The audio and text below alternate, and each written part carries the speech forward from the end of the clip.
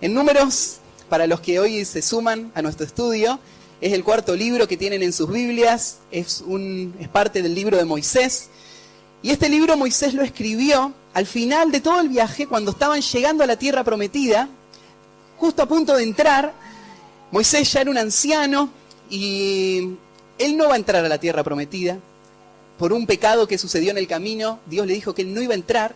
Así que él está ahí al borde de la tierra y él está pensando en este pueblo, en este momento, esta decisión que tienen que tomar de entrar, y él sabe que él va a morir. Así que él le escribe un libro, todo lo que tenemos acá, él lo escribe durante ese tiempo, para que el pueblo de Israel entre a esa tierra, conquiste la tierra, y el Señor les dé todas sus promesas.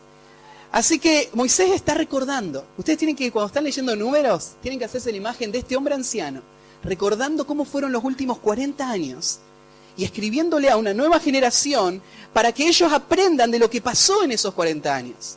Y tristemente, él va a usar el ejemplo de las malas decisiones que tomó el pueblo de Israel durante esos 40 años.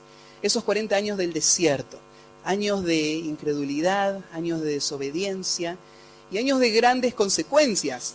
Todo este pueblo que murió en el desierto vino por estas consecuencias. Así que Moisés ahora le está hablando a este nuevo pueblo y le está diciendo: ustedes no hagan así. Dios es fiel. Si ustedes creen en las promesas de Dios y obedecen a lo que Él les dice, Él les va a llenar de todas sus bendiciones. Él les va a dar victoria. No tengan miedo. No tengan miedo. Avancen con fe hacia lo que Dios les guía y obedézcanle a Dios. Y eso que Moisés le está diciendo a ese pueblo es lo mismo que nos dice a nosotros. Nosotros somos el pueblo de Dios hoy. No nosotros, la iglesia solo de acá de San Justo, no. Todos los creyentes de nuestra era, toda la iglesia de Cristo, es el pueblo de Dios. Y esta iglesia es parte de ese pueblo de Dios. Y Moisés nos está diciendo lo mismo: no tengan miedo, crean y obedezcan. Y Dios va a darles victoria. Dios va a usarles para guiarles hasta esa tierra prometida. Y estamos aprendiendo junto con el pueblo cómo Dios se encargó de hacer todo lo que el pueblo necesitaba para poder tener victoria. Dios los formó como un gran ejército. El ejército de Dios. Ahí vimos los primeros capítulos de Números, cómo Dios les cambia su forma de pensar. Ellos no son solo un pueblo marchando, un pueblo caminando en el desierto, no. Ellos son un ejército. Y como ejército ellos tienen que verse a ellos como soldados. Tienen que tener un lugar en la formación y tienen que marchar siguiendo las órdenes del general. Y Dios se encargó de ordenar todo este ejército para que este ejército vaya y conquiste la tierra prometida. Y así es como vos te tenés que ver. Vos tenés que verte, si vos sos un hijo de Dios, no te tenés que ver como un creyente más, una persona aislada. Vos sos parte de un ejército, el ejército de Dios, el ejército que recibe todas las promesas de Dios. La presencia de Dios está ahí en el medio del ejército. Y todas las bendiciones de Dios vienen para este ejército. Así que ha sido hermoso estudiar todo este orden y cómo Dios se encargó de guiar este ejército. Y hoy llegamos en el capítulo 5 a otro tema muy importante en la formación de este ejército. Y vamos a leer el capítulo y después vamos a estudiar qué significan todos estos versículos. Si me acompañan, Números capítulo 5, versículo 1 dice así: Jehová habló a Moisés diciendo: manda a los hijos de Israel que echen del campamento a todo leproso y a todos los que padecen flujo de semen y a todo contaminado con muerto. Así a hombres como a mujeres echaréis. Fuera del campamento los echaréis, para que no contaminen el campamento de aquellos entre los cuales yo habito. Y lo hicieron así los hijos de Israel, y los echaron fuera del campamento, como Jehová dijo a Moisés, así lo hicieron los hijos de Israel. Además, habló Jehová a Moisés diciendo: di a los hijos de Israel, el hombre o la mujer que cometiere alguno de los pecados con que los hombres prevarican contra Jehová y delinquen, aquella persona confesará el pecado que cometió y compensará enteramente el daño y añadirá sobre ello la quinta parte y lo dará a aquel contra quien pecó. Y si aquel hombre no tuviere pariente al cual sea resarcido el daño, se dará la indemnización del agravio a Jehová entregándola al sacerdote, además del carnero de las expiaciones, con el cual hará expiación por él. Toda ofrenda de todas las cosas santas que los hijos de Israel presentaren al sacerdote, suya será. Y lo santificado de cualquiera será suyo, asimismo lo que cualquiera diera al sacerdote será suyo.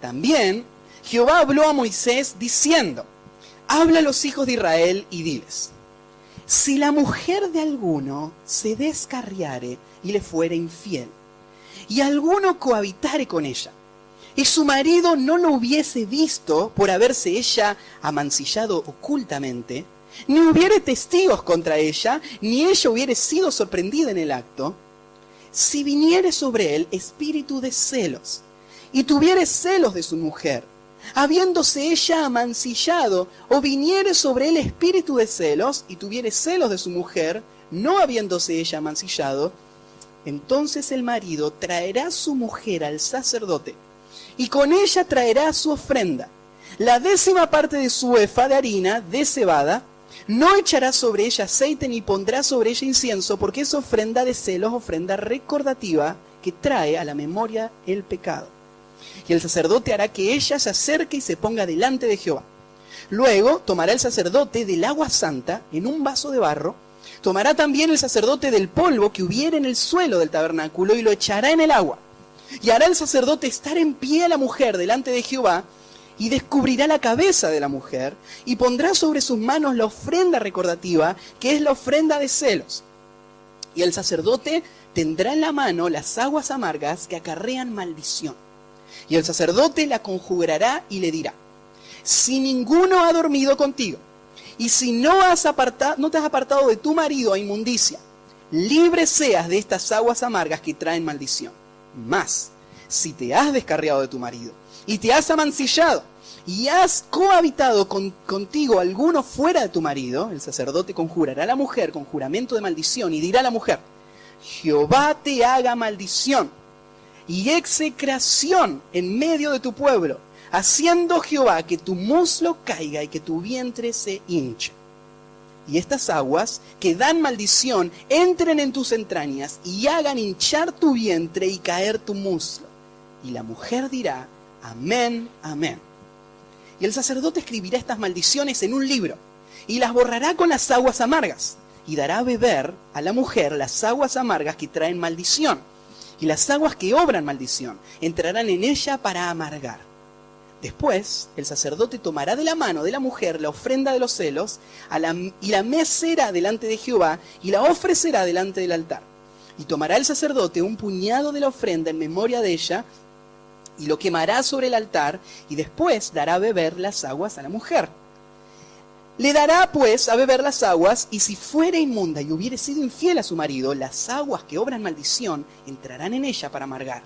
Y su vientre se hinchará y caerá su muslo, y la mujer será maldición en medio de su pueblo. Mas si la mujer no fuere inmunda, sino que estuviere limpia, ella será libre y será fecunda. Esta es la ley de los celos, cuando la mujer cometiere infidelidad contra su marido y se amancillare, o del marido sobre el cual pasar espíritu de celos y tuviere celos de su mujer, la presentará entonces delante de Jehová y el sacerdote ejecutará en ella toda esta ley. El hombre será libre de iniquidad y la mujer llevará su pecado.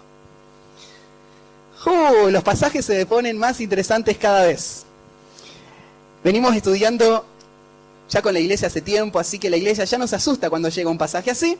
Tal vez uno nuevo escuchó algunas palabras un tanto incómodas en esta expresión, ¿no es cierto? Escuchó algunas palabras que dice, te hacen poner rojo si estás al frente de otro decirlas. Pero bueno, la palabra inspirada del Señor es esta, y hay una lección para nosotros que debemos aprender. El pueblo de Israel tenía un gran tesoro. En medio del pueblo había una tienda donde Dios habitaba. Y aparte de todas las bendiciones que Dios le dio al pueblo, la bendición más grande que este pueblo tenía era la presencia de Dios en medio. Esa nube era la que le daba sombra de día cuando el calor del desierto golpeaba. Y la columna de fuego era la que guiaba en medio de la noche oscura, en medio de ese desierto solitario. Había una columna de fuego dirigiéndoles. Ese Dios era el que les proveía todo lo que ellos tenían. Él les cuidaba, les decía Carlos recién, Dios sostenía a este pueblo en medio de un desierto, les daba comida, agua. Este Dios que estaba ahí en medio, y este Dios era el general del ejército que le estaba guiando a la conquista de esta tierra. ¡Qué bendito era este pueblo! La presencia de Dios en medio de ellos era su gran bendición. Por eso es que Isaías dice esta palabra: regocíjate y canta, oh moradora de Sión, porque grande es en medio de ti el Santo de Israel. Y Dios nos dice lo mismo a nosotros: alégrense. El Dios del cielo, el único Dios que existe, el Dios que gobierna sobre todo, el Dios soberano, ese Dios vive en tu corazón, vive en medio de esta iglesia. Regocíjate, canta, hay gran gozo. Pero que Dios viva en medio nuestro viene acompañado de una gran responsabilidad. Porque el Dios que vive en nosotros es el Santo de Israel. Es el Santo de Israel. Y este Dios Santo demanda santidad. Por eso es que más adelante Moisés va a decir así, en Deuteronomio 23:14, se los leo, Moisés va a decir así más adelante: porque Jehová tu Dios anda en medio de tu campamento, para librarte y para entregar a tus enemigos delante de ti. Por tanto, tu campamento ha de ser santo, para que Él no vea en ti cosa inmunda y se vuelva de en pos de ti. ¿Escucharon eso? Dios está en medio de ustedes. Él les va a dar victoria, pero tu campamento debe ser santo. Bueno, en ese tiempo el pueblo reunido, ese ejército reunido, en nuestro tiempo es la iglesia. La iglesia de Cristo es el campamento. La iglesia de Cristo es el pueblo de Dios. Y el pueblo de Dios debe ser, ¿qué dice? Santo. Santo. Esta es la demanda que Dios pone sobre este pueblo. Y la razón, Moisés dice, es para que Él no vea en ti cosa inmunda y se aparte en pos de ti. Hay un celo que el pueblo de Dios debe tener. Sabiendo de que el Dios que habita en medio de ellos es santo, ellos deben reconocer que entonces su campamento debe ser santo. Todos los que viven en este campamento, todo lo que sucede en este campamento debe ser santo. Y ese es el tema de todo este pasaje. El tema tiene que ver con cómo este pueblo va a guardar esa santidad. Así que el título que le puse al estudio es Comunión en el Campamento Santo. Este es un ejército, pero acá lo llama el Campamento Santo. Así nos podríamos llamar nosotros también. Somos el pueblo santo de Dios. Y el pueblo santo de Dios tiene comunión. Vive una identidad, una unidad preciosa. Pero esta comunión y esta unidad está basada y está construida sobre la santidad. Es tan cierto esto que, ¿vieron? Vamos a empezar a leer, y acá habla de 3 grupos o 3 clases de pecados por los que el pueblo tenía que sacar a los que estaban dentro. Pensá en esto. Hay gente que estaba dentro del pueblo, eran descendientes de las tribus, ellos eran parte de la nación, pero había razones por las que ellos eran echados fuera del campamento. ¿Y por qué son echados fuera del campamento? Bueno, ya explicamos esta razón.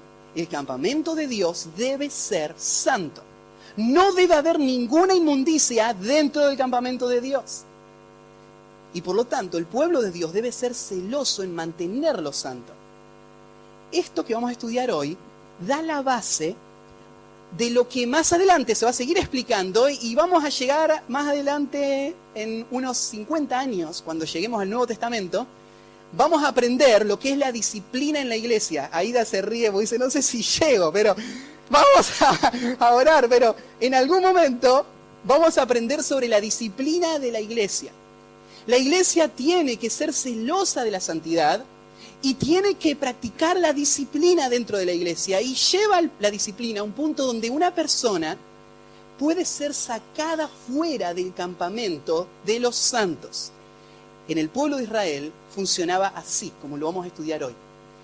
Y es un modelo es un fundamento de por qué la iglesia tiene que actuar también así. Así que vamos a ir relacionando varios pasajes.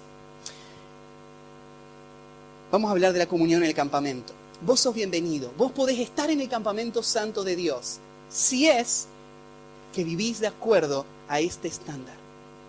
Si es que vos no, vos también podés ser echado de este campamento. Quiero decirles algo. Yo, Matías Buldain, parado acá en este púlpito, yo puedo ser echado fuera del campamento de Dios. No hay ninguna posición dentro de la iglesia que libre a una persona de la responsabilidad de vivir de acuerdo a este principio de santidad. Todos debemos vivir este principio de santidad. Así que, no te vayas. El estudio está acompañado también de esperanza. Tú decís, pero Matías, todos somos pecadores. Si me van a echar cuando yo peque, más vale me voy ahora porque no voy a durar mucho acá, ¿no? Y entonces, bueno, este pasaje da esperanza también. Porque no solamente nos habla de las razones por las que el pueblo era echado fuera, sino que nos habla de la solución. ¿Cuál es la solución para este pueblo? Para que todos los que fueron echados fuera puedan estar de nuevo dentro. Y esta es la esperanza de este pueblo. Entonces, si te sentís pecador, bienvenido al club. Somos todos pecadores. Pero eso no quita este estándar de lo que Dios pide de su pueblo. 3 puntos. Primero, vamos a aprender de que no puedes disfrutar de la comunión en el campamento santo en contaminación. Va el primero. ¿Vos querés disfrutar de que Dios sea tu Dios? ¿Querés disfrutar de ser parte del pueblo de Dios? ¿De ser parte de este ejército de Dios? Muy bien, es precioso, es una gran bendición, pero no podés mientras estés en contaminación. Y este es el versículo, arranca en el versículo 2. Manda a los hijos de Israel que echen del campamento a todo leproso, a todos los que padecen flujo de semen y a todos contaminados con muerte. Bueno, arranca con una palabra muy dura, es la palabra echen. Qué drástico que es. El pueblo echando parte del pueblo fuera. ¿Cómo es esto? Es que la única manera de proteger la santidad del pueblo es obedeciendo este mandato tal cual Dios lo dio. Y el mandato es, echen fuera. La palabra echen puede tener que ver con empujar fuera o con dejar que se vayan. La palabra echen puede tener los dos sentidos.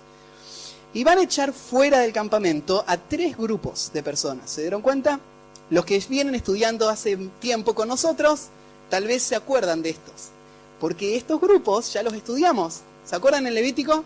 Hablamos de los leprosos, ¿sí? Hablamos de los que tienen flujo de semen, que menciona ahí. Hablamos de los que se contaminan con muertos. De los 3 grupos hablamos. Entonces no está diciendo nada nuevo Moisés. Solo está reforzando esta idea. Él está volviendo a enfatizar. Porque ahora llegó el momento de obedecerlo. En Levítico, Dios se los explicó. Ahora en Números, ellos lo tienen que hacer. Tal como Dios se lo explicó, ahora esta es la hora de echarlos fuera. Así que Moisés lo que tenía que hacer era recorrer, todo el pueblo iba a recorrerse todo el campamento para identificar a estas personas. Y estas personas iban a ser puestas fuera. Ahora vos decís, pero qué cruel. Estas personas ahora tienen que morir en el desierto. No, probablemente la palabra echar fuera del campamento no tenía que ver con dejarlos en el medio del desierto para que los coyotes se los coman. No, estas personas seguían al pueblo, iban acompañando al pueblo, porque vamos a ver que hay formas de restituir a estas personas. ¿Se acuerdan en Levítico? Que había formas que cuando estas personas se curaban, ellas volvían al campamento. Lo que pasaba entonces era que ellas iban juntas, pero no dentro. No dentro del campamento. Había un lugar en el campamento donde eran asignadas estas personas, fuera del campamento, pero cerca del campamento. Porque ellas también tenían que ser cuidadas. Y estas personas eran cuidadas por Dios también. Ellas comían el maná, ellas tomaban del agua, igual que el pueblo. Ellas eran cuidadas por Dios. Pero no estaban dentro del campamento de Dios. Había una distinción. Los que están dentro y los que están fuera. ¿Y quiénes son? Bueno, hay 3 grupos. Primero los leprosos. Vamos a hablar un poquito sobre los leprosos. ¿Se acuerdan cuando hablamos de la lepra?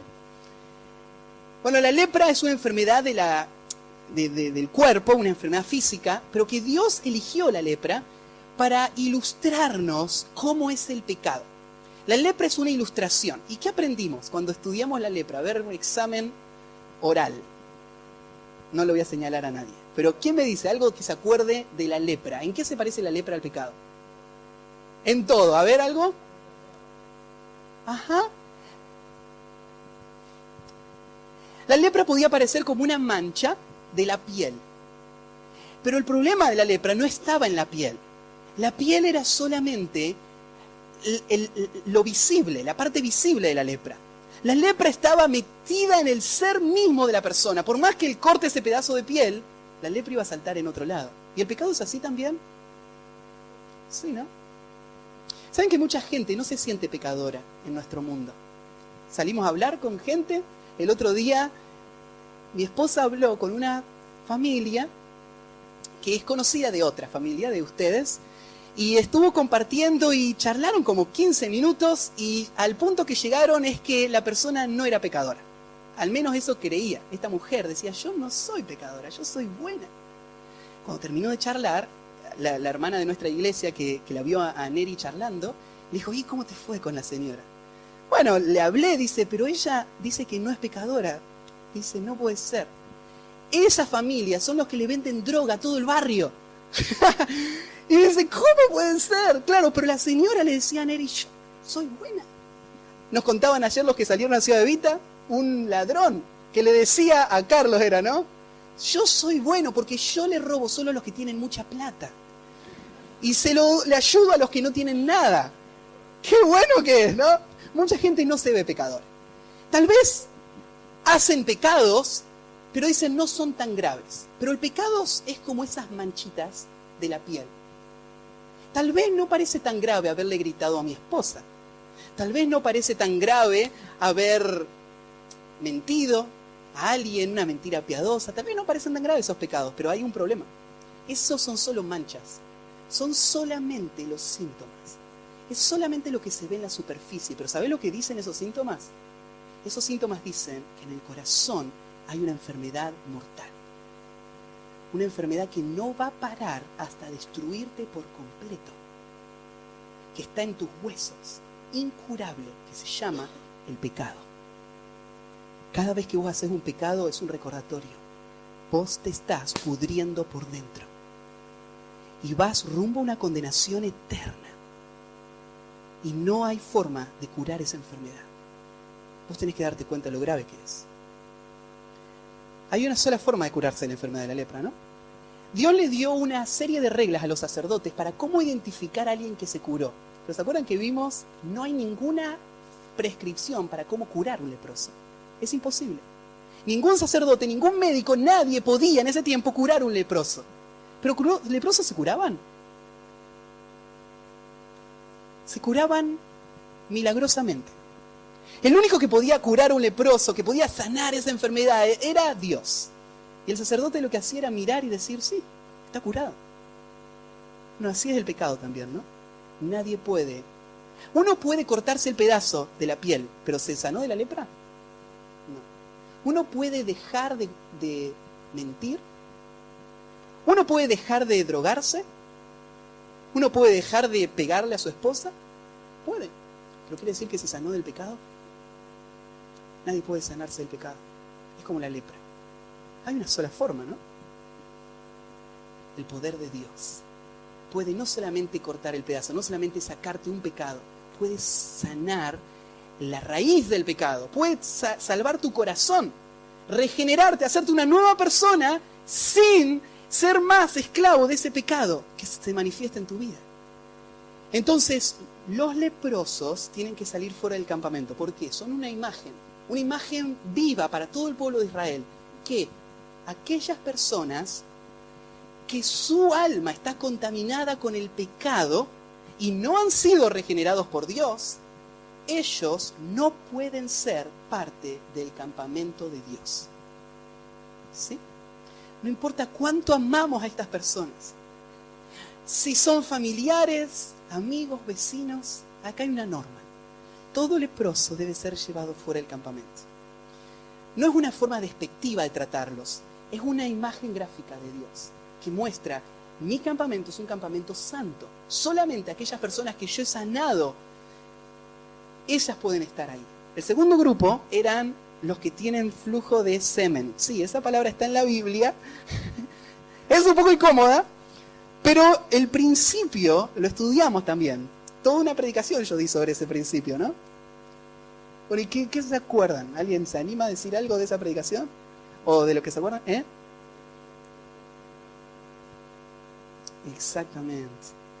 El pecado para Dios es como la lepra, porque se ven pequeñas manchas, pero en realidad viene de un corazón podrido. Pero a la vez, el pecado es también como ese fluir constante que contamina al hombre silenciosamente. Nadie veía ese flujo de semen. Era algo privado, algo que se tapaba y que se cubría, pero estaba. A nosotros nos gusta tapar el pecado.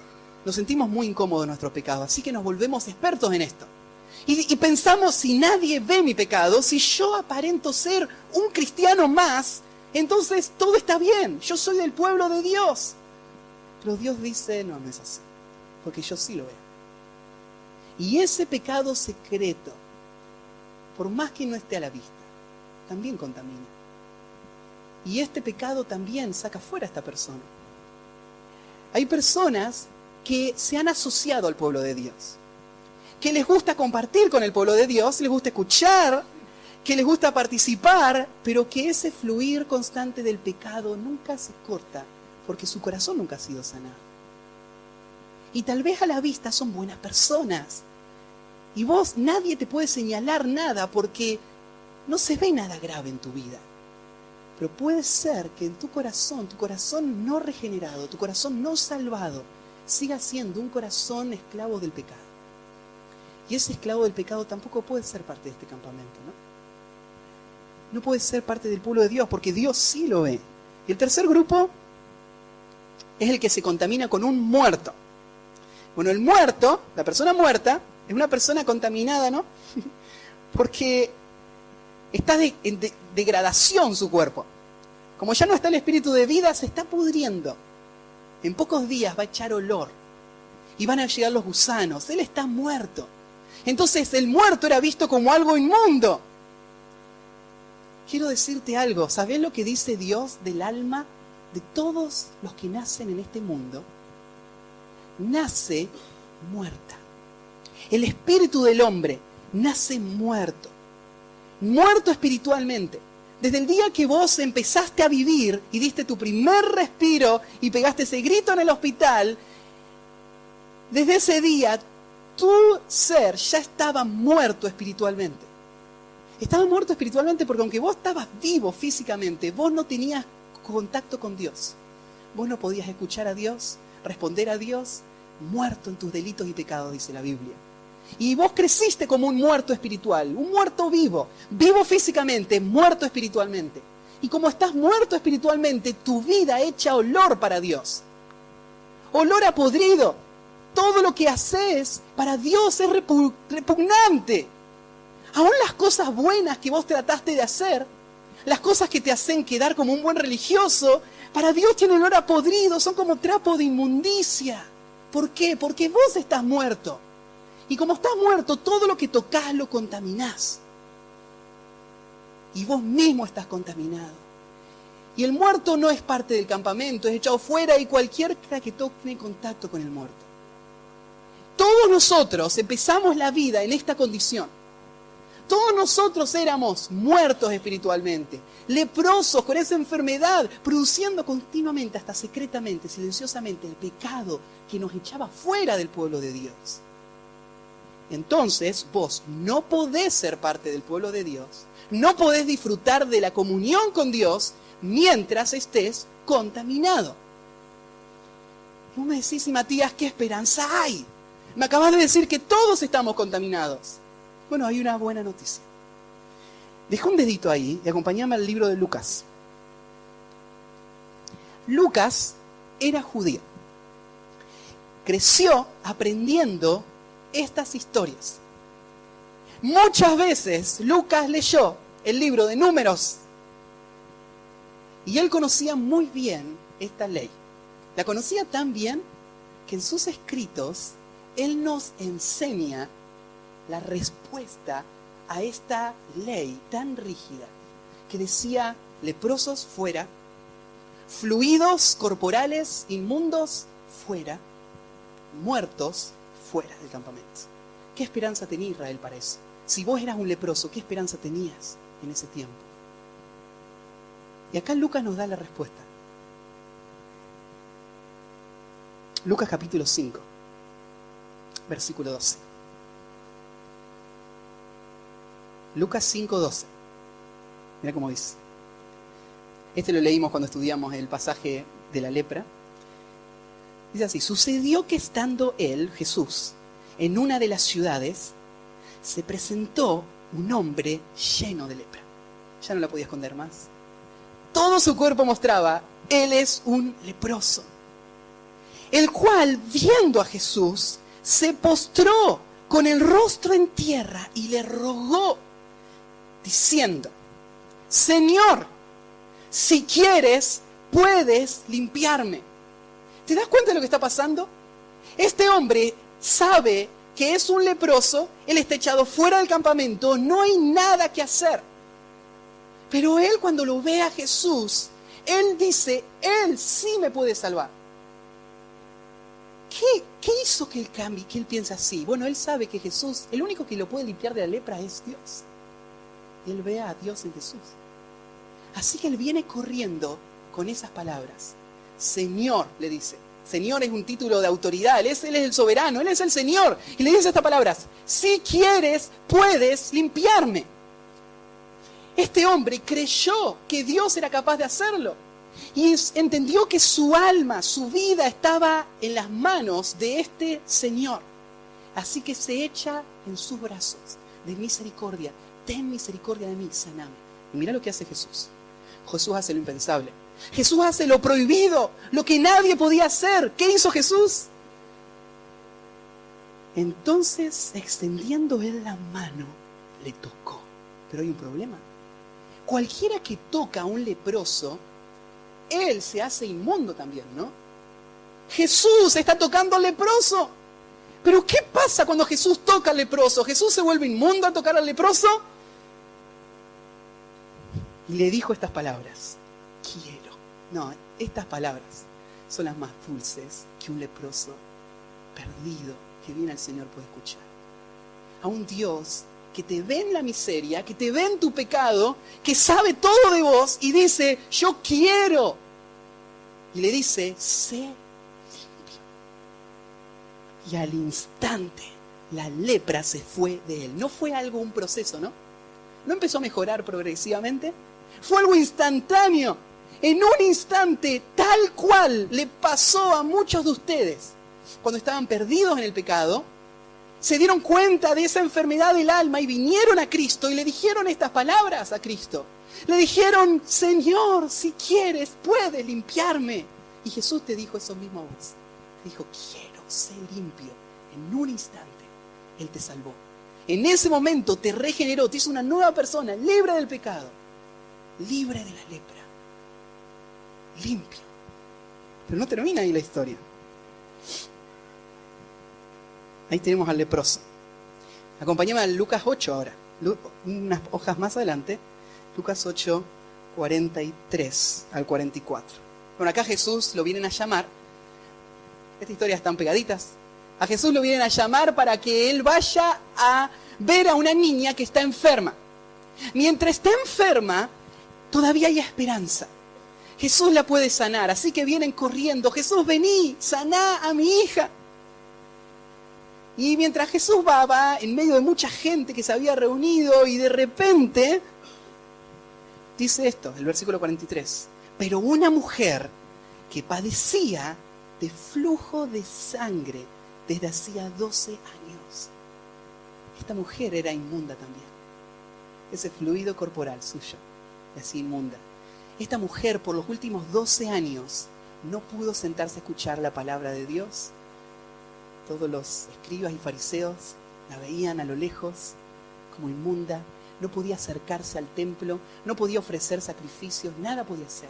Era marginada y todo lo que leímos, ella era echada fuera del campamento.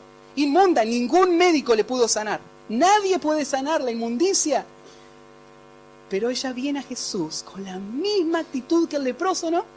Porque dice, había gastado todo lo que tenía, no le quedaba un centavo. Y cuando ya no le quedaba más, se le acercó por detrás y le tocó el borde de su manto. ¿O no? Tenemos al inmundo tocando a Jesús. Y Jesús se va a volver inmundo, ¿no? Jesús no se vuelve inmundo. Cuando el inmundo toca a Jesús, no contamina a Jesús. Jesús lo santifica a él. Esa mujer toca a Jesús inmediatamente. ¿Qué pasa? En el mismo instante, igual que el leproso, en el mismo instante, ¿qué pasó con esta mujer? Limpia, sana de su enfermedad. Y después viene una historia preciosa cuando él se da vuelta y habla con esta mujer de su fe, su salvación. Pero esa misma fe, esta mujer creyó. Entonces, Cristo es la respuesta a la lepra. Cristo es la respuesta al flujo de sangre, pero no termina ahí. Porque mientras estaba charlando con esta mujer, la niña murió. Mientras estaba viva, había esperanza, pero ahora está muerta. ¿Quién puede hacer algo por un muerto? ¿Quién puede hacer algo por esta niña? Y Jesús sigue a este grupo y le dice, no lloren. No está muerta, solo duerme. Todos se le burlan. Sabían que estaba muerta la niña, no estaba dormida. Y lloraban todos y hacían lamentación, dice el versículo 52. Hacían lamentación por ella, pero él dijo, no lloréis, no está muerta, sino que duerme. Se burlaban de él sabiendo que estaba muerta, mas él, ¿qué hizo con el muerto? No se puede tocar a los muertos. Te vas a contaminar. ¿Qué hizo Jesús? Mas él extendió su mano, tomándola de la mano, clamó diciendo, muchacha, levántate. Un muerto, nada puede hacer, está ahí tendido y escucha esa voz, levántate. Entonces su espíritu volvió. E inmediatamente, otra vez, ¿no? Inmediatamente se levantó el muerto. Esto es lo que Dios hace con estos inmundos. Pero nadie puede ser parte del campamento de Dios. Nadie puede disfrutar de la comunión del pueblo de Dios estando en su inmundicia. Pero hay esperanza, ¿no? ¿Hay algún leproso hoy acá? ¿Alguna persona que dice, yo soy un pecador, estoy perdido? Yo veo en mi vida el fruto del pecado constantemente y a menos que Dios me salve, mi vida se va a podrir hasta el infierno. Si quieres, puedes limpiarme. Hay alguien que le puede decir así a Cristo hoy. Hay alguien que está cansado de gastar todo su dinero en los doctores que no pueden ayudar a solucionar el problema del alma. Ningún psicólogo, ninguna persona puede ayudar. Está dispuesta a venir a Cristo con fe y decir, si solo toco a mi Salvador, Él me va a limpiar. Hay algún muerto que está tendido y sabe que no hay esperanza, pero cree que Cristo puede tocarle y darle vida. Si es así, vos hoy podés entrar a la comunión del pueblo de Dios. Porque Él te va en un instante, en este mismo momento, si vos lo creés, Él te va a salvar. Si lo crees. Si no, vas a seguir así, como ese leproso. Si no venía Cristo, iba a morir en esa lepra. Como esa mujer, si no venía tras el manto, iba a morir en ese flujo. Como esa niña, si Cristo no llegaba, nunca iba a resucitar. Ese iba a ser el fin. Así es con vos hoy. Vos tenés que venir a Cristo también. Pero el primer principio es, nadie puede disfrutar de la comunión en el campamento santo en contaminación. La segunda, no podés disfrutar de la comunión en el campamento santo en rebelión. En rebelión. Primero hablamos de contaminación y ahora en rebelión. Dios no solamente está interesado en lo que se ve exteriormente, Él mira el corazón.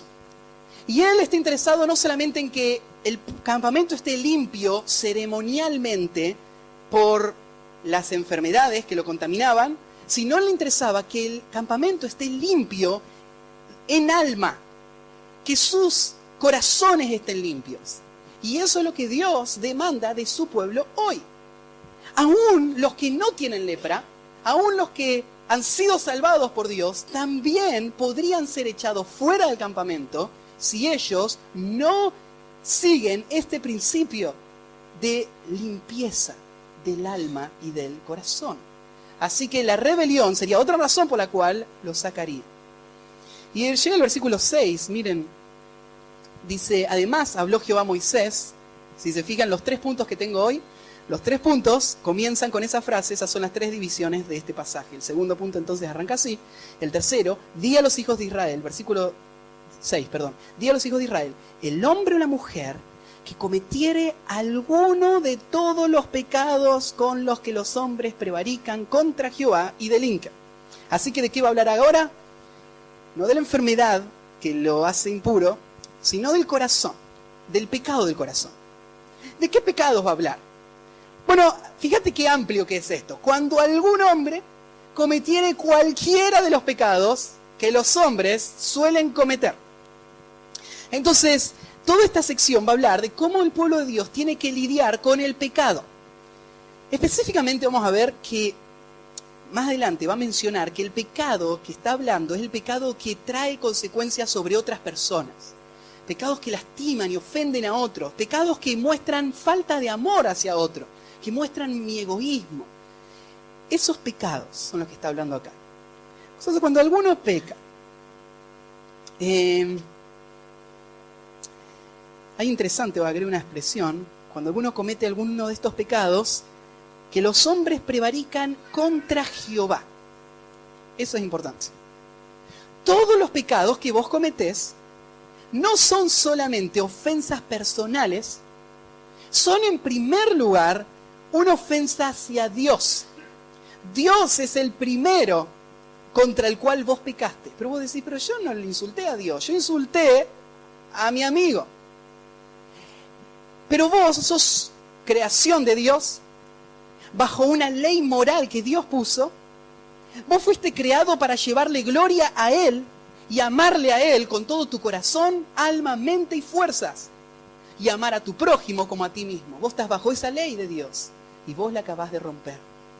Y vos el día del juicio no le vas a rendir cuenta a ese compañero a quien insultaste, ¿no? ¿A quién no le vas a rendir cuenta? A Dios. Por eso, el pecado en primer lugar es una ofensa contra Dios. Muchas veces no tomamos esto en serio.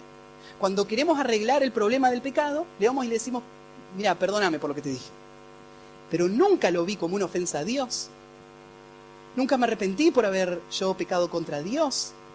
Pero los hombres piadosos han visto esto. Por ejemplo, David, ahí en el Salmo 51, versículo, bueno, noté es 4, creo que es, ¿sí? Si no noté mal, es 51:4, dice así, contra ti solo he pecado, y he hecho lo malo delante de tus ojos, para que seas reconocido justo en tus palabras y tenido por puro en tu juicio. Contra ti solo he pecado. Ahora, perdón, ¿David pecó solo contra Dios? ¿Cuál fue el pecado que hizo David? Tomó a una mujer que estaba casada y durmió con ella. Él pecó contra Betsabé, ¿no? Contra Urías, porque Urías era el esposo y él lo mandó a matar al esposo. Pecó contra su ejército porque guió a su ejército a cometer este crimen para matar a Urías. Él pecó contra todas estas personas, pero ¿escuchaste cómo dijo? Contra ti solo he pecado. Él está mirando su pecado como Dios lo ve. El pecado, cada pecado que hacemos es una ofensa a Dios. Por eso es algo muy grave. Mucha gente no toma en serio el pecado. Lo toma muy a la ligera. Y con frases como, bueno, todos somos pecadores, pasamos por alto la gravedad que tiene. Y acá Dios dice, no, mi pueblo va a lidiar con su pecado tal como yo quiero que lidie. Primero, tienen que entender que este pecado es contra mí. Y después le va a dar un proceso que tiene 3 partes de cómo va a ser la restauración de una persona que pecó. Y el versículo 7 dice, aquella persona confesará el pecado que cometió. Primer parte.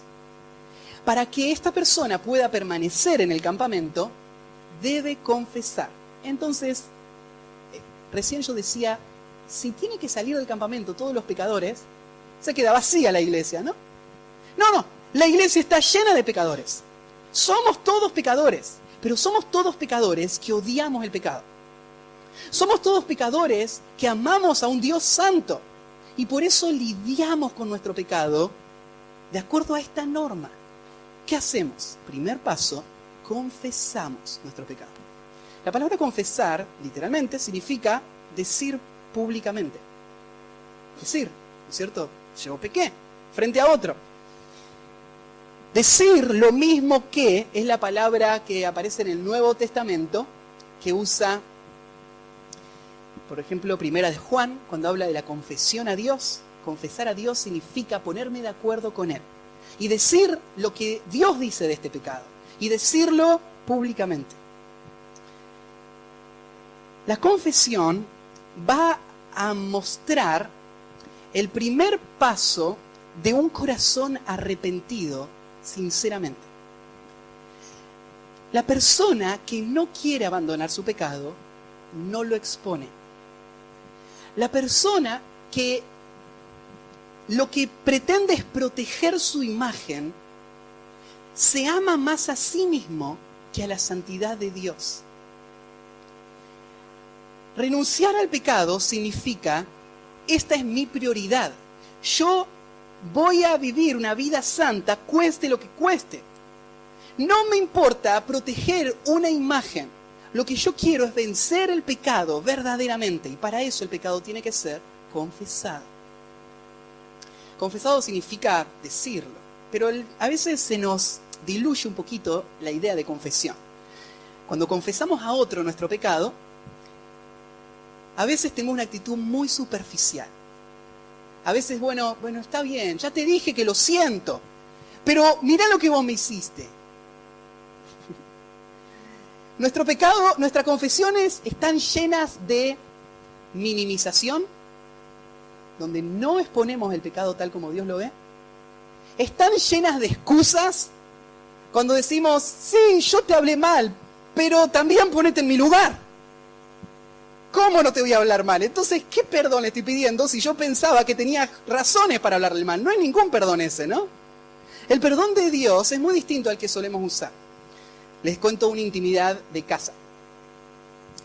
Matías peca también, ¿sí? Si te defraudé, lo siento. Yo pensé que no... Ya, ustedes me han visto pecar muchas veces. Saben que peco. En casa peco. Así que hay veces que tengo que ir y pedirle perdón a Neri. Y voy a Neri y le digo, mi amor, perdón por esto. Y mi esposa, con todo el amor, me dice, ¿perdón por qué? Ella sabe en general por qué le estoy pidiendo perdón. ¿Saben por qué me pregunta perdón por qué? Porque ella quiere ayudarme a confesar. Dios no quiere solamente este perdón general, ¿no? Lo que Neri me está ayudando es que yo diga con mis palabras lo que Dios dice de lo que yo hice. Ella quiere que yo diga el pecado específico que hice. Ella quiere sentir de mí el dolor que yo siento por ese pecado. Que yo veo cómo ese pecado ofendió a Dios y a su santidad. Y mi deseo de abandonar ese pecado. Y por eso me pregunta, bueno, perdón, ¿por qué? Y ahí, ahí yo hablo. Y le digo todo. Sí te perdono. Bueno, tenemos que crecer en esto de la confesión. Tenemos que dejar de dar excusas por nuestro pecado. Tenemos que dejar de minimizarlo. Tenemos que tratarlo como Dios lo ve y arrancarlo al pecado de raíz.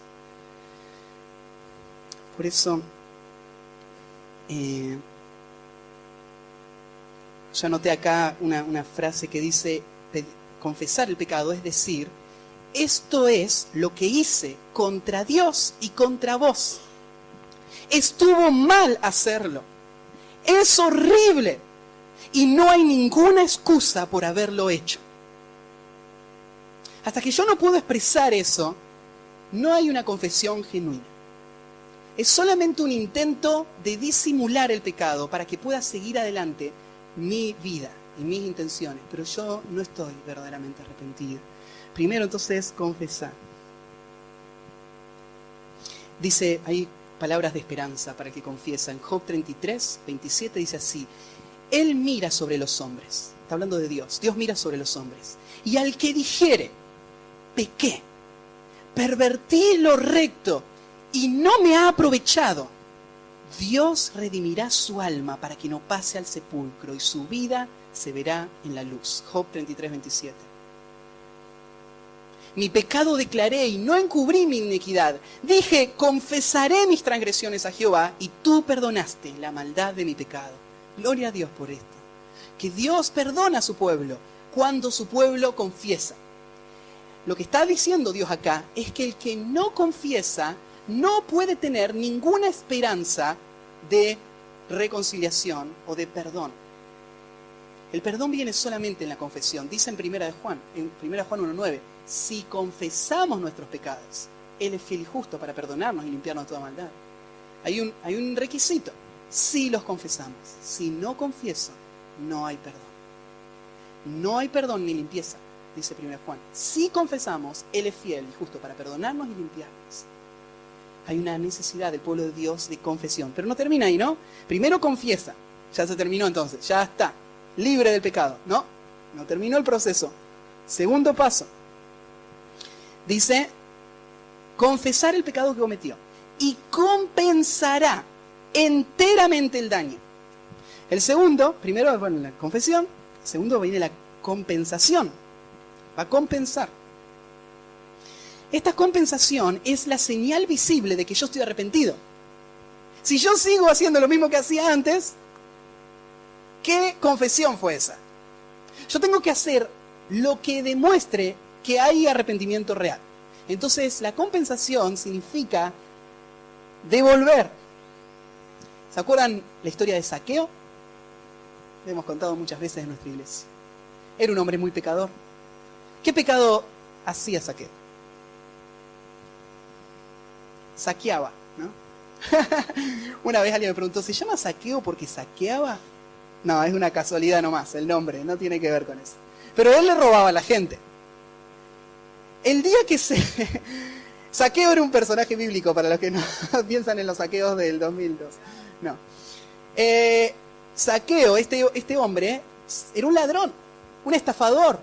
Pero llegó el día donde él creyó, confesó su pecado, pero ¿qué hizo después?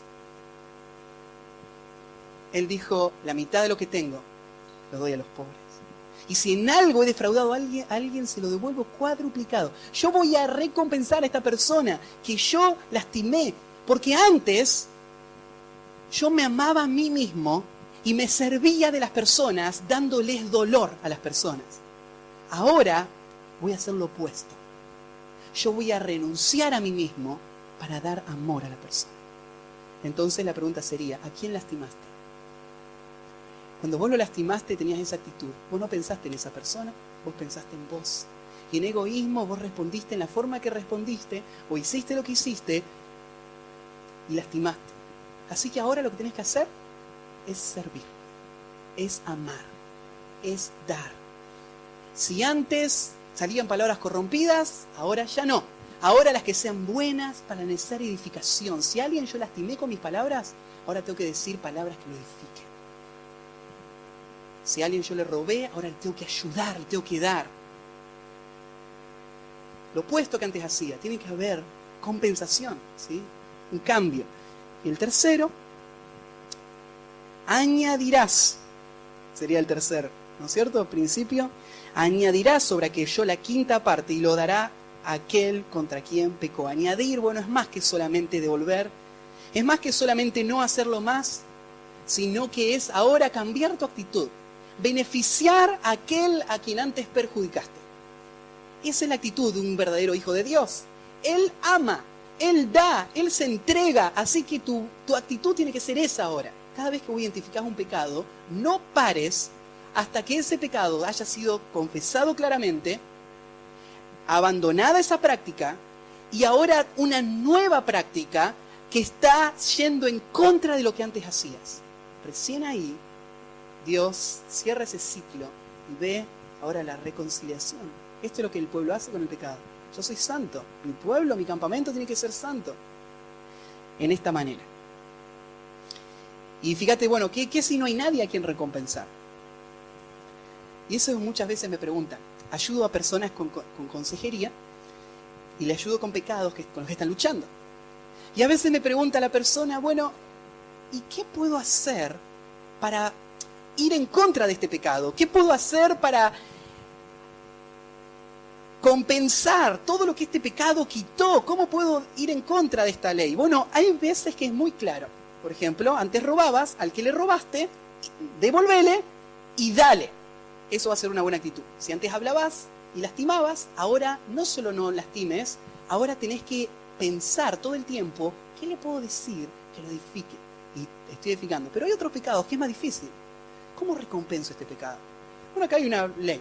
Siempre hay una forma de recompensar. Si no se lo puede recompensar a la persona, se lo va a recompensar a sus parientes, decía ahí, ¿no? Capaz que la persona murió. Bueno, lo que vos tenías que recompensar a él, se lo va a recompensar a sus parientes. Capaz que no tiene parientes. No puedo recompensar, entonces yo soy libre, no tengo que hacer este paso. No. Ahora lo que vas a hacer es darlo a el templo, al tabernáculo, a los sacerdotes, se lo vas a dar a Dios, pero siempre hay una manera de recompensar. Siempre hay algo que vos podés hacer para ir en contra de tu pecado, siempre hay algo. Nunca hay excusas. Entonces, el pueblo de Dios responde así. Y acá hay muchos versículos del Nuevo Testamento que nos dicen de que si alguien no quiere tener esta actitud, si alguien no se quiere arrepentir de su pecado, no quiere confesarlo, no quiere restituir, no quiere añadir, si alguien no quiere hacer eso, ¿qué hacemos? El pueblo de Dios en ese momento no tenía otra opción, va a salir fuera del campamento. La iglesia tiene muchos pasajes que dan esta idea también. Mirá, por ejemplo, te voy a citar rápido. 2 Tesalonicenses 3:6 dice, pero os ordenamos, hermanos, en el nombre del Señor Jesucristo, que os apartéis de todo hermano que ande desordenadamente y no según la enseñanza que recibiste de nosotros. Si hay alguien que no va de acuerdo a esta enseñanza, no se junte con ellos. Y Pablo se lo ordena ahí, ordena eso. En 1 Corintios 5:9 es un pasaje clásico. Dice, mira, os escribo por carta que no os juntéis con ningún fornicario. Acá hay un pecado específico. Una persona que quiere vivir en fornicación. ¿Qué es fornicación? Ayúdame. No se animan a decirlo, ¿no? Bueno, técnicamente es eso. Es unirme físicamente con una mujer que no es mi esposa, fuera del matrimonio. Pero Jesús amplió eso bastante más, ¿no? Él habló de la intención. Él dijo que si yo en mi corazón la codicio, ya adulteré con ella. Jesús amplió ese concepto, ¿no? Fornicación no es solamente el acto físico, es mi intención. Entonces la iglesia no puede convivir en paz y en armonía mientras este pecado esté ahí. Esta iglesia debe tratar este pecado y debe ayudar a los miembros de la iglesia a confesarlo, restituir y añadir. Todo esto hay que hacer con este pecado, como cualquier otro pecado. Pero si alguien no quiere abandonar ese pecado y mantiene, dice Pablo, no se junte con él. Está fuera. Pero después aclara Pablo, no absolutamente con los fornicarios de este mundo, o con los avaros, o con los ladrones, o con los idólatras, pues en tal caso sería necesario salir del mundo. Entonces vos sí podés compartir con alguien que es un fornicario, si es una persona del mundo. Es normal que el mundo actúe así. Nosotros queremos alcanzarle con el Evangelio. Nosotros no miramos a los pecadores con recelo, de lejos, ¿no es cierto? Nos da asco el pecador. No. ¿Qué hizo Jesús con los pecadores? Los tocó. Él fue a salvar a los pecadores. Nosotros también vamos a salvar a los pecadores. Pero, ¿con quién no nos podemos juntar? Sigue diciendo el pasaje.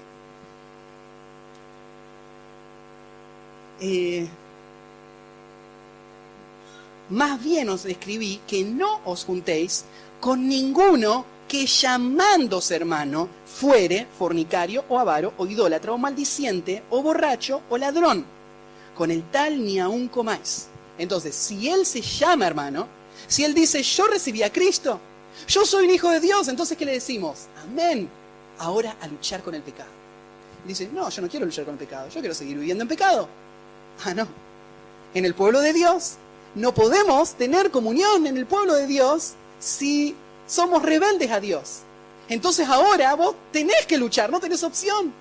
Y él dice, no, me rehúso a luchar. Bueno, tengo una mala noticia. No podés estar con nosotros. Entonces, no sé si vos sos del pueblo de Dios. Vamos a arrancar de nuevo. Vamos a suponer que vos no tenés a Cristo. Y te voy a compartir el Evangelio de nuevo, porque no podés vivir dentro del pueblo de Dios si vos querés seguir en el pecado. En el último punto, dice así, bueno, no podemos disfrutar de la comunión en el campamento santo en contaminación, no la podemos disfrutar en rebelión, no la podemos disfrutar en fornicación, en la última, ¿sí? El último punto. Este punto es el más largo y es un tanto complicado. Es una de las leyes más raras de todo el Antiguo Testamento. En parte es rara porque esta ley es, en algún sentido, es similar a leyes que muchas culturas de esa época tenían. Esta ley se aplicaba en una situación especial. Se aplicaba en la situación en que se cometía un pecado, usualmente se aplicaba en esto del adulterio, pero no había ningún testigo, no había ninguna evidencia, nada que señale que era real este pecado. ¿Cómo trata el pueblo de Dios cuando no puede señalar el pecado? Algo anda mal, uno piensa, esto huele mal, hay algo que no está bien acá, pero no hay algo concreto que pueda señalar, no hay ningún testigo, no hay nada. Y entonces, ¿qué hacemos? ¿Lo dejamos pasar? Entonces, si eso es verdad, si solamente condenamos el pecado cuando lo vemos, hay un problema. Porque va a ser que nuestro único objetivo sea disimular el pecado. Mientras lo ocultemos, no pasa nada. Pero Dios no es así. El pecado oculto también va a ser juzgado, aunque nadie lo vea. Pero ¿quién va a juzgar el pecado oculto si nadie lo ve? Yo no puedo juzgar las intenciones. Dios lo va a juzgar. Entonces hay un método que la iglesia, que Israel de aquella época tenía para que Dios juzgue pecados ocultos que nadie veía. Y en este caso sería el pecado de una mujer que cometió adulterio. Y entonces, solo les repaso ahí algunos conceptos para que lo entiendan. Arranca en el versículo 12, describiendo la situación, y dice, si la mujer de alguno se descarriare. Es una expresión muy gráfica. Descarriar significa que debería haber andado por un camino, el camino recto, el camino seguro, el camino santo, el camino de Dios, pero ahora se descarrió, no va por ese camino, está yendo por el medio del campo. En este camino hay seguridad, Dios creó este camino, nadie tropieza de los que andan por el camino de Dios, pero afuera de este camino hay peligro. Y esta mujer se descarrió, dejó de dar su corazón a su marido, dejó de abrazar el modelo de Dios para la familia, dejó de creer de que Dios no va a bendecir nada que sea fuera de ese modelo. Dejó de amar y entregarse por completo a su marido. Y entonces ahora ella empezó a salirse de esa huella, salirse de ese camino. Esto no tiene que ver solo con las mujeres. Espero que te des cuenta de que es un ejemplo. Esto es muy común en el hombre también. El pecado de la inmoralidad tiene que ver con cualquiera de los dos. Entonces vos pensalo así también. Hombres que se descarrían de su camino. Su camino es su esposa, es su matrimonio, es su vida de pureza, y este es el camino que Dios creó, pero él se descarría. Hay pasajes que usan esta imagen, por ejemplo, ahí en Proverbios 7:25, dice, no se aparte tu corazón a sus caminos. Acá está hablando de una mujer de mala vida, o una mujer que no es tu esposa, y ella te quiere desviar, y vos vas caminando por el camino, pero acá tenés algo atractivo de este lado, está fuera del camino. Y ella te quiere llevar por su camino. ¿Y qué te dice? No se aparte tu corazón. No yerres en sus veredas, porque a muchos ha hecho caer heridos, y aún los más fuertes han sido muertos por ella. Camino al Seol es su casa, que conduce a las cámaras de la muerte. Vos vas caminando por tu camino y ves esto atractivo allá, es otro camino, es la vereda de la inmoralidad, es el camino de la infidelidad. Y cuando yo tomo ese camino, dice Proverbios, ¿a dónde lleva ese camino? A la muerte, al dolor. No lleva al placer, lleva a la destrucción, no lleva a la libertad de los problemas que tengo en mi hogar. No escapo por este camino, ese camino me lleva a una prisión mucho peor. Entonces habla de esta mujer que se descarría y alguno cohabitare con ella y su marido no lo hubiese visto. Acá está el pecado secreto, ni lo hubiere conocido, por haberse ella mancillado ocultamente. Acá tenés un pecado oculto, nadie vio.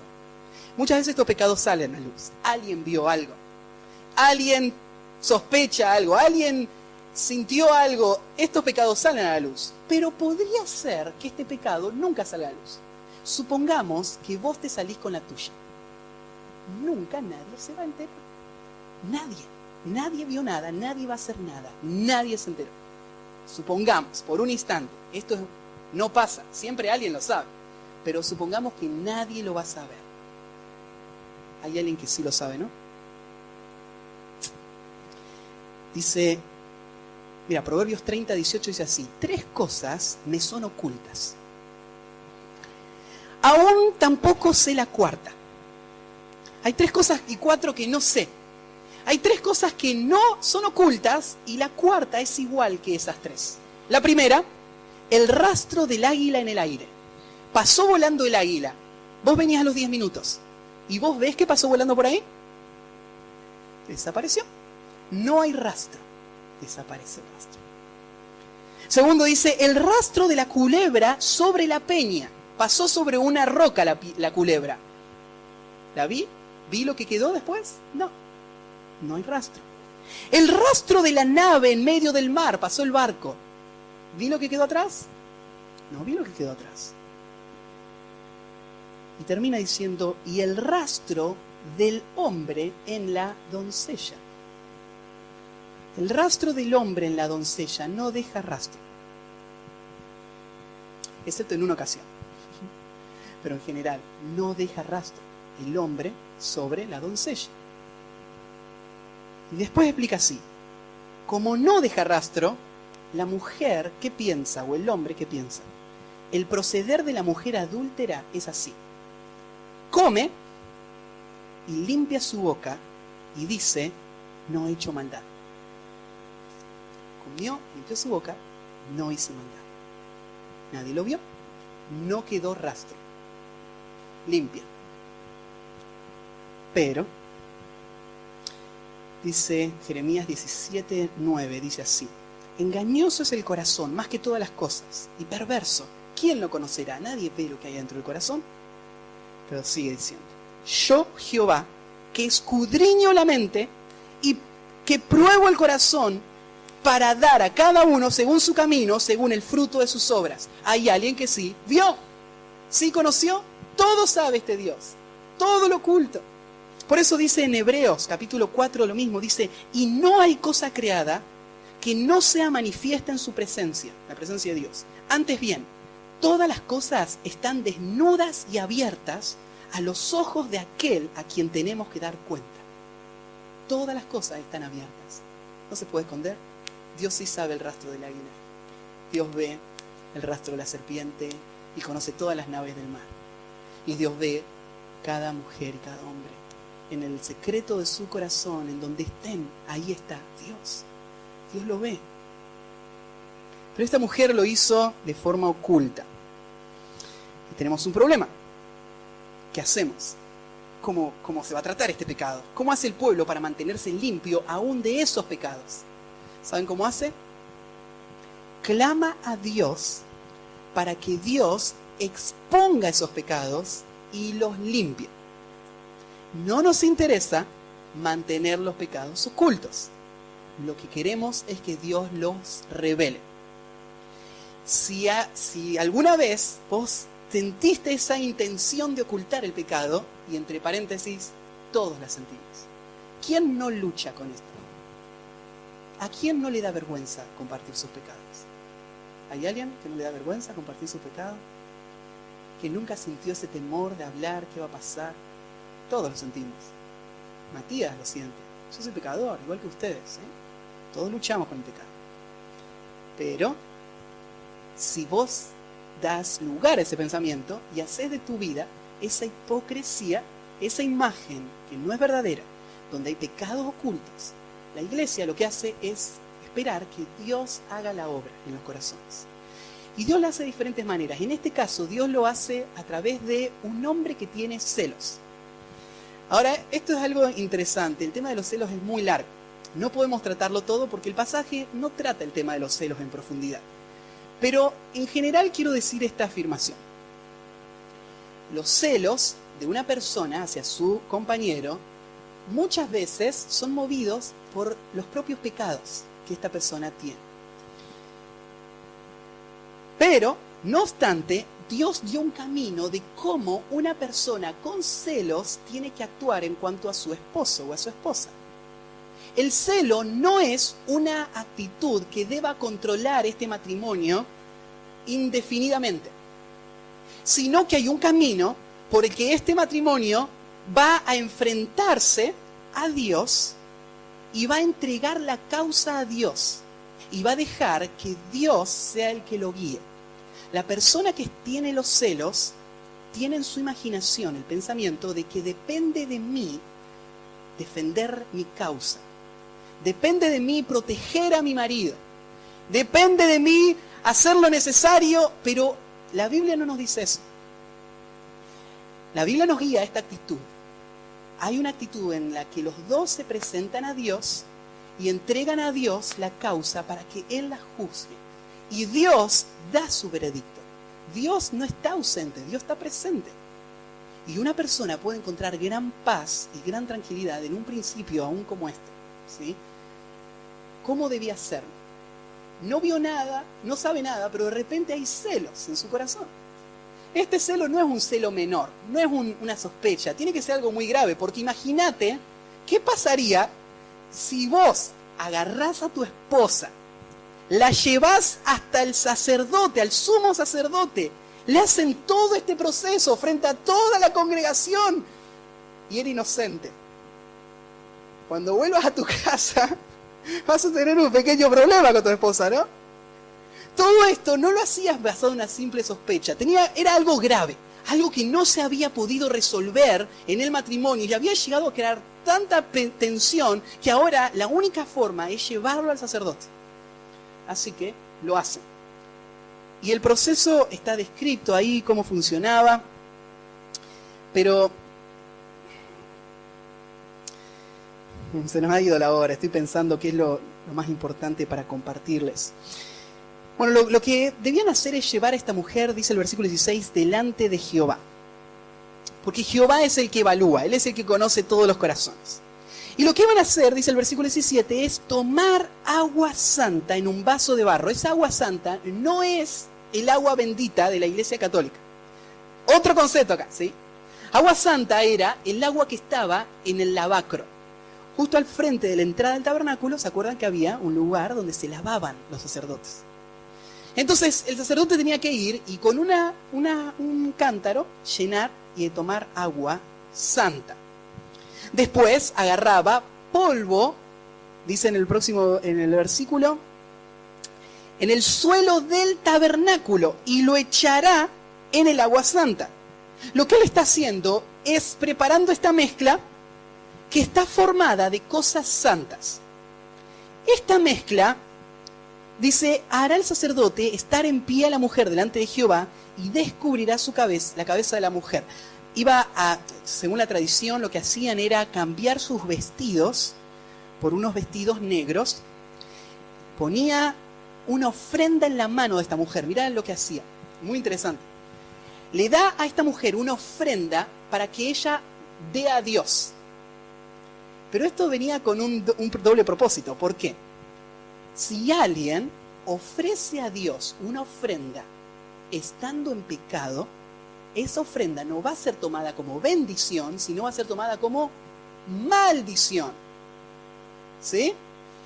Entonces Jesús le dijo, por ejemplo, si alguna vez vos vas a ofrecer tu ofrenda y te acordás que tenés algo contra tu hermano, ¿qué tenés que hacer? O tu hermano tiene algo contra ti, ¿qué tenés que hacer? ¿Podés dar la ofrenda? ¡No! Nadie que tenga asuntos sin resolver puede dar una ofrenda. Así que esto es muy astuto. Lo que tiene que hacer está forzado a dar una ofrenda. ¿Por qué? Porque si hay pecado, ¿qué va a pasar? Dios va a juzgar eso, ¿no? Entonces lo que está haciendo es poniendo a esta situación en los términos de Dios, bajo el juicio de Dios. Dios es el que conoce el corazón. Así que vamos a dejar que Dios la juzgue. Ella va a tomar agua sagrada, con polvo sagrado, y va a ofrecer una ofrenda diciendo que es inocente. Y vamos a ver qué pasa. Eso es lo que está haciendo, ¿no? Lo que está haciendo es encomendar esto a Dios y a su juicio. No es el sacerdote el que va a convencer a esta mujer que es pecadora. Esta mujer dice, soy inocente. Entonces lo que va a hacer el sacerdote es entregarla en las manos de Dios. Nosotros, como líderes, muchas veces tenemos este problema. Nosotros a veces evaluamos situaciones y quisiéramos llegar a un veredicto. Y quisiéramos decir, es pecador. Pero la persona no se ve pecador. ¿Y qué haces? Y tal vez no hay suficientes evidencias como para condenar a este pecado, porque en realidad estás vos luchando ahí con las intenciones. A mí me parece que es. Entonces, acá es un buen consejo. ¿Sabes lo que haces? Lo entregás a Dios. Pero ese entregarlo a Dios no es solamente no hacer nada. Va a poner el sacerdote una presión enorme sobre esta mujer. La presión va a ser así. Mira el versículo 22. El sacerdote la conjurará diciendo. El sacerdote va a pronunciar una maldición.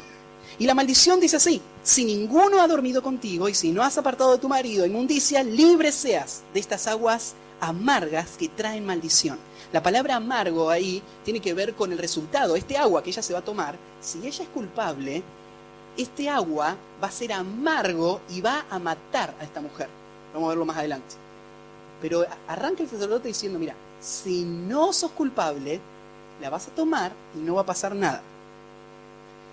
Jehová, después va a decir la mujer, Jehová te haga maldición y execración en medio de tu pueblo. Esa palabra execración tan difícil es simplemente un ejemplo para todo tu pueblo.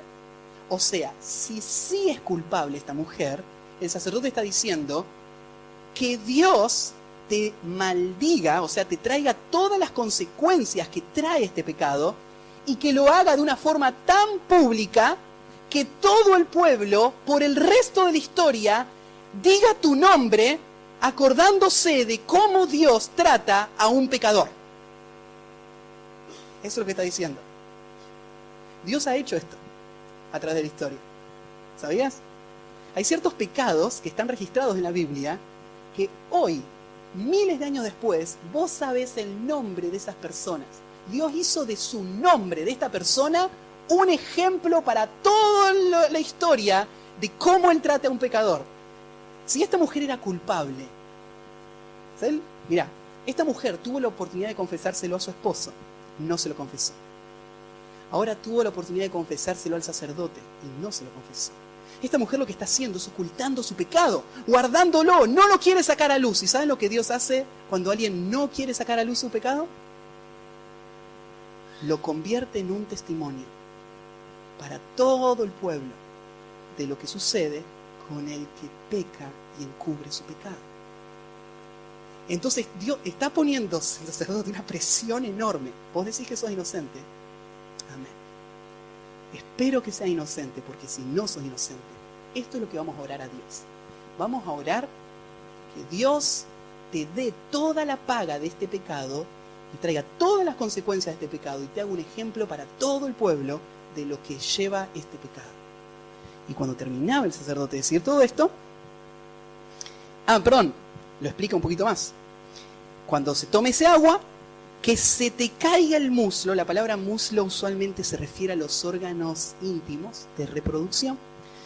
Que se te caiga una señal física, el vientre se hinche, y estas aguas que dan maldición entren en tus entrañas y te hagan hinchar tu vientre y crear tu muslo. Y la mujer dirá, amén. Esta es la primera vez en toda la Biblia donde se usa la palabra amén después de terminar una afirmación. La palabra amén significa que así sea. Yo también lo afirmo. Esto es algo muy valiente que decir, ¿no? Entonces, ¿están de acuerdo de que Dios castigue con maldición el pecado de nuestra iglesia? Cuesta decir amén, ¿no? Pero te pone en una situación difícil. Si yo digo amén y yo soy el que está ocultando el pecado, ¿qué es lo que va a pasar?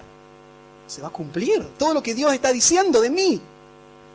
Y esta mujer, frente a todos, ella dice es inocente, dice amén, que así sea. Y entonces el sacerdote va a escribir en un manuscrito con una tinta que se borra, que no tenía plomo, entonces no se asentaba, no era permanente, se escribía, y después lo que hacía, agarraba ese pergamino, lo ponía al lado de una vasija, echaba el agua que sacó de allá del lavacro y lavaba la tinta sobre el cántaro. La idea es que todas estas palabras que él escribió, toda esta maldición, ella se las va a tomar. Es muy gráfico todo esto. Todo eso cae ahí. Y este bol ahora de agua, ella lo tiene en su mano. Adentro tiene el polvo, el agua sagrada, la tinta de la maldición. Y ella tiene una ofrenda en su mano derecha. El sacerdote toma la ofrenda, la pone en el fuego sagrado de Dios y se toma el agua. Darás a beber en las aguas amargas que traen maldición. Y las aguas que obran maldición entrarán en ella para amargar. Después el sacerdote tomará de la mano, echa ahí la ofrenda, y tomará el sacerdote un puñado de la ofrenda en memoria de ella y lo quemará sobre el altar. Dará pues a beber el agua. Y si fuere inmunda y hubiere sido infiel a su marido, las aguas que obran maldición entrarán en ella para amargar, y su vientre se hinchará y caerá su muslo, y la mujer será maldición en medio de su pueblo. Los rabinos judíos tienen sus propios escritos y sus propias interpretaciones de esto, y nos cuentan historias también. Dentro del Antiguo Testamento no aparece ninguna historia que se haya llevado a cabo esto. Pero los rabinos nos cuentan de que esto sí ha sucedido, y que ha sucedido más tarde en la historia, cuando Israel tenía su templo. Así que la forma como se hacía era que cuando pasaba primero ese problema de los celos, iban primero al juez. Si el juez no lo podía resolver, el juez lo mandaba a Jerusalén, para que el Sanedrín entreviste a estas personas. Llegaban a Jerusalén y el Sanedrín hacía todo este proceso y daba estas palabras de maldición. Y dice la tradición rabínica, no lo dice la Biblia, pero según la tradición, es que cuando esta mujer era culpable y se tomaba ese agua, inmediatamente empezaba a tener los síntomas. El vientre, pero si ella era inocente, no pasaba nada. Es más, no es que no pasaba nada, mejoraba. Dice ahí al final que ella va a ser fecunda. Como que en vez de maldición recibe bendición. Porque imagínate pasar por todo eso, estaría como un signo de pregunta si habrá sido verdad. Pero para que no quede ninguna duda, Dios la exalta a ella. Dios le hace tener muchos hijos. Entonces los rabinos dicen, por ejemplo, que si ella no había tenido hijos, ahora tiene hijos. Si había tenido solo hijas mujeres, ahora tiene hijos varones. Dice. Esas son las cosas que se veían en esta mujer. Pero si era culpable, inmediatamente dice que se le empezaba a hinchar el vientre, sus ojos resaltaban, entonces los sacerdotes enseguida la tomaban, la sacaban fuera de la ciudad, y allá afuera ella moría ese mismo día. Y según la tradición, esto no es bíblico, pero según creen los rabinos, el hombre con el que ella había dormido, aunque no estaba ahí presente en el lugar donde estaba, moría de la misma manera, según la tradición. No sabemos si esto es verdad. Pero acá Dios da una pauta y dice un resultado. Esto va a pasar. Dios va a juzgar al culpable. Y Dios va a afirmar al inocente. ¡Qué gran gozo que tenemos como pueblo de Dios!, ¿no? Dios no va a dejar que los inocentes sean tratados como culpables. Dios no anda a través de sospechas condenando a los inocentes. Son inocentes hasta que sea mostrado lo contrario. ¿Se acuerdan que yo les dije que hay otras naciones que tenían reglas similares? Pero sus reglas eran sumamente crueles. eran reglas que eran al revés. Lo tomaban como culpable hasta que se pruebe lo contrario. Dios no. Dios te toma como inocente, pero si sos culpable, viene el castigo. En aquellos tiempos, en otras culturas, por ejemplo, hacían otras pruebas. No era la prueba del agua, sino que estaba la prueba, por ejemplo, del hierro caliente. Calentaban un hierro al rojo vivo y después le decían a la mujer, bueno, agarrá el hierro con tu mano. Si no te quemás, entonces sos inocente. Si te quemás, sos culpable y morís. Entonces Dios te va a salvar si es que vos sos inocente. Al revés era, ¿no? Dios te va a salvar si sos inocente. O hacían pruebas sumamente crueles. Bueno, la Biblia no trata así el pecado. La Biblia lo trata con compasión. Hay un camino de restauración. Vos podés ser parte del pueblo de Dios. Vos podés disfrutar de la comunión con Dios. Solamente si vivís en santidad. O sea, si fuiste limpiado de tu inmundicia, si tratás el pecado como Dios lo demanda, y si el pecado de la fornicación no está en tu corazón de forma oculta, porque si está, Dios lo va a sacar a luz y Dios lo va a castigar. Pero no tiene que llegar ese momento. ¿Qué es lo que debe pasar con el pecador? ¿Se acuerdan la historia de Lucas 7 con esa mujer pecadora, esa mujer adúltera? Ella tenía que morir, ¿no? ¿Se acuerdan? Jesús estaba cenando con Simón en su casa. Esta mujer llegó con un corazón quebrantado. Y mientras están ahí cenando, ella se pone cerca de los pies y empieza a llorar. Con sus lágrimas le lava los pies, con sus cabellos los seca. Rompe un perfume de alto precio y lo pone en los pies de Jesús. Después Jesús cuenta la historia de los 2 deudores. Y le muestra a Simón que esta mujer tiene toda esta gratitud. ¿Por qué?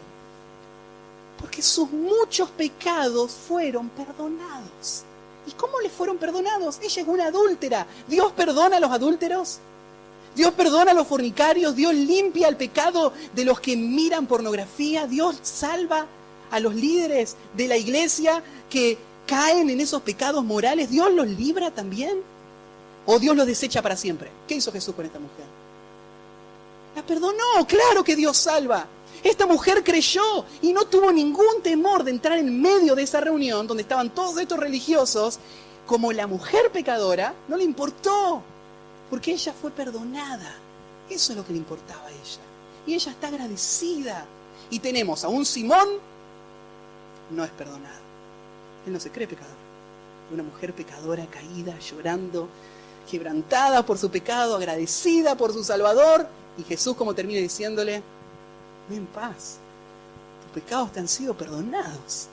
¿Sabes que vos te podés ir esta mañana de esta iglesia con esas mismas palabras?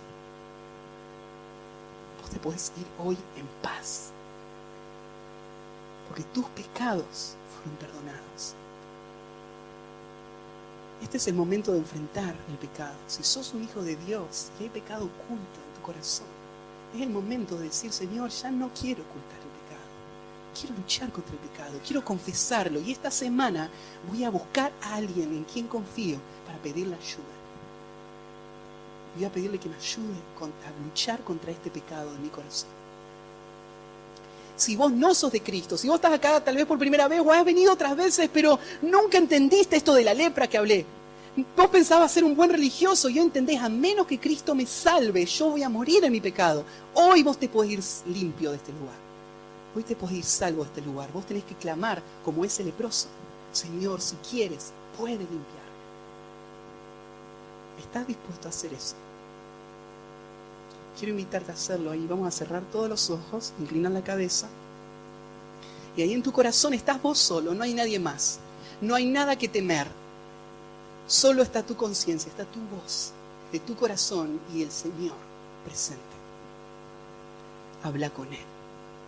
Porque probablemente Él te haya hablado a vos durante este estudio. Y ahora vos tenés que responder a Dios. ¿Qué le vas a decir? Señor, sálvame. Estoy perdido, te necesito. Limpia mi alma, no solamente mi cuerpo, límpiame completamente. Así le vas a decir. O le vas a decir, Señor, perdón por haber ocultado el pecado tanto tiempo. Ayúdame a sacarlo a luz. Quiero ser libre, quiero vivir en paz, la paz del perdón, la paz de la limpieza. Ayúdame a enfrentar mis temores y a vencer mi pecado. Habla en tu corazón con Dios, porque un día a Él le vas a rendir cuenta, no a mí. Padre, gracias por esta mañana, gracias por este tiempo con tu palabra, gracias por cómo habla nuestro corazón. Te pedimos que tu Espíritu tome esta verdad, transforme nuestro corazón en uno que te pueda agradar a ti, que pueda vencer el pecado y que pueda hacer esta iglesia un campamento santo, porque el que habita en medio de esta iglesia es santo. Ayúdanos en el nombre de Jesús. Amén.